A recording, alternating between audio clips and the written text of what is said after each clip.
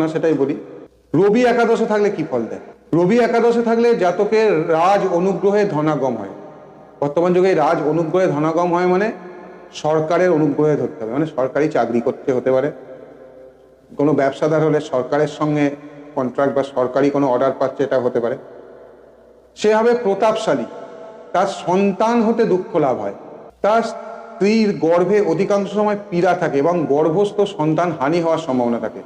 সেই ব্যক্তি পুত্রবধূ ও জামাতা হতে শান্তি লাভ করে না। আবার বলা হচ্ছে সে স্বর্ণ ব্যবসায় ধনবান হতে পারে। ওই ব্যক্তি সঙ্গীত প্রিয়, গুণবান ও ধনবান হতে পারে।